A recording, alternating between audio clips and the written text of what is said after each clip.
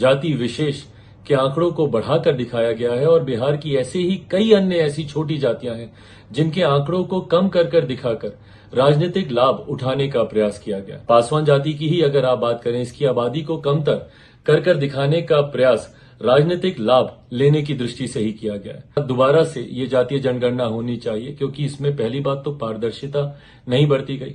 आज भी कई लोग ऐसे हैं जो संपर्क साध कर ये बताते हैं कि हम लोगों से पूछा ही नहीं गया, ना राजनीतिक कार्यकर्ताओं से पूछा गया, ना आम बिहारी से पूछा गया। नमस्कार, आप लाइव बिहार देख रहे हैं। मैं हूं राजमोहन तिवारी।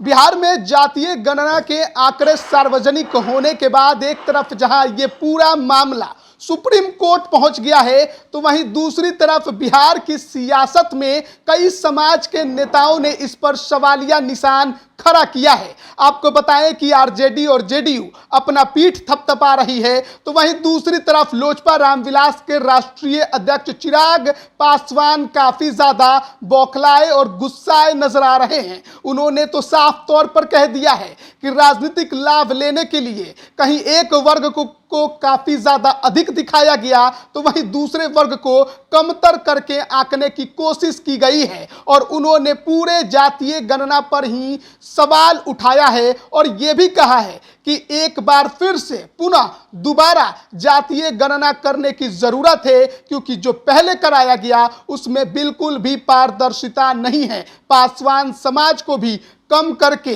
दिखाने की कोशिश की गई है। सुनिए क्या कुछ कह रहे हैं चिराग पासवान। बिहार सरकार द्वारा जातीय जनगणना के आंकड़े जिस तरीके से सार्वजनिक किए गए हैं, ये बिहार सरकार की राजनीतिक महत्वाकांक्षाओं को दर्शाता है।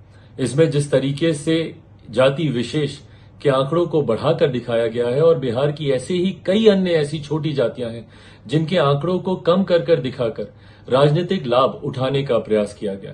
कई ऐसी अनुसूचित जाति जनजाति की छोटी जातियां हैं या पिछड़ा अति पिछड़ा वर्ग से आने वाली कई ऐसी अन्य जातियां हैं जिनके आंकड़ों को कम कर दिखाने का प्रयास अपनी राजनीतिक महत्वाकांक्षाओं को पूरा करने के उद्देश्य के साथ किया गया है।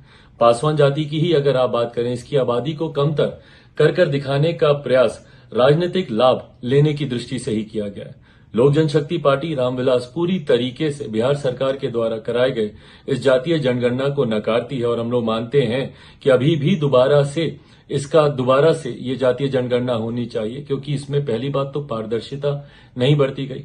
आज भी कई लोग ऐसे हैं जो संपर्क साध कर ये बताते हैं कि हम लोगों से पूछा ही नहीं गया, ना राजनीतिक कार्यकर्ताओं से पूछा गया, ना आम बिहारी से पूछा गया। तो ये दर्शाता है कि इसमें पारदर्शिता नहीं है और कहीं ना कहीं इसका उद्देश्य मौजूदा बिहार की महागठबंधन सरकार राजनीतिक लाभ की दृष्टि से करना चाहती है। ऐसे में हम लोग चाहते हैं कि पुनः जातीय जनगणना हो और पूरी पारदर्शिता के साथ हो। इस प्रोसेस की जानकारी सबको हो ताकि सही जानकारी आबादी से, हर जाति की आबादी से जुड़ी हुई सही जानकारी जनता के सामने आ सके। तो अभी आपने सुना लोजपा रामविलास के राष्ट्रीय अध्यक्ष चिराग पासवान को। साफ तौर पर उनका कहना है कि यह जो जातीय आंकड़े बिहार सरकार ने सार्वजनिक किए हैं उस पर बिल्कुल भी भरोसा नहीं किया जा सकता है।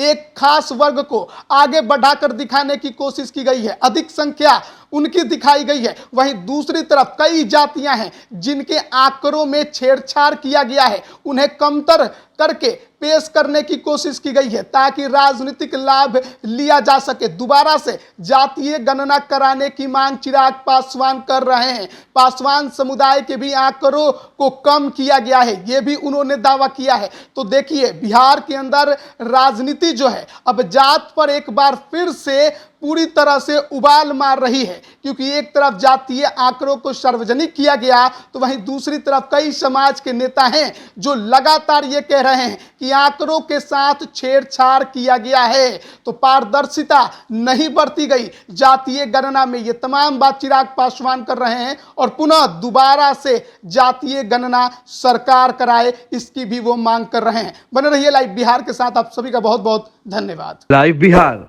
YouTube पर सब्सक्राइब और Facebook पर लाइक जरूर करें।